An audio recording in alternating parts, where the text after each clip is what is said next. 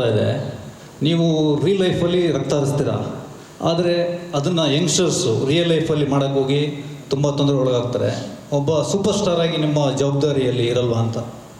Sir, ನಾನು ಸ್ವಾತಿ ಮುತ್ತು ಮಾಡಿದ್ದೀನಿ, autograph ಮಾಡಿದ್ದೀನಿ, ಮುಸ್ಸಂಜೆ ಮಾತು ಮಾಡಿದ್ದೀನಿ, ಎಂತೆಂಥದ್ದು ಒಳ್ಳೊಳ್ಳೆ ಸಿನಿಮಾ ಮಾಡಿ ಮೆಸೇಜ್ ಎಲ್ಲ ಕೊಟ್ಟೆ. ಎಲ್ಲರೂ ಸೇರಿ ಮನೆಗೆ ಕಳಿಸಿದ್ರು.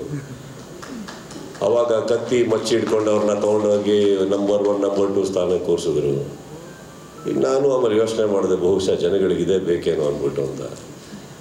ಆವಾಗ ನನ್ನ ಫಸ್ಟು ಬುದ್ಧಿ ಹೇಳೋದು ನನಗೆ ನನ್ನ ತಂದೆ ತಾಯಿ ಹೋಗಿ ಹೇಳಿದೆ.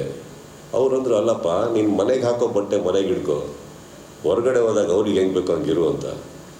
ಆ ಥರ ಸಿನಿಮಾಗಳು ಮಾಡೋಕ್ಕೋಗಿ ಅದರಲ್ಲೂ ಒಂದು ಬುದ್ಧಿ ಇಟ್ಟಿರ್ತೀನಿ, ಅದರಲ್ಲೂ ಒಂದು ಕಲೆ ಇಟ್ಟಿರ್ತೀನಿ, ಅದರಲ್ಲೂ ಒಂದು ವಿದ್ಯೆ ಇಟ್ಟಿರ್ತೀನಿ, ಅದರಲ್ಲೂ ಎಲ್ಲದಕ್ಕಿಂತ ಹೆಚ್ಚಾಗಿ ಮಾನವೀಯತೆ ಇಟ್ಟಿರ್ತೀನಿ ಸರ್.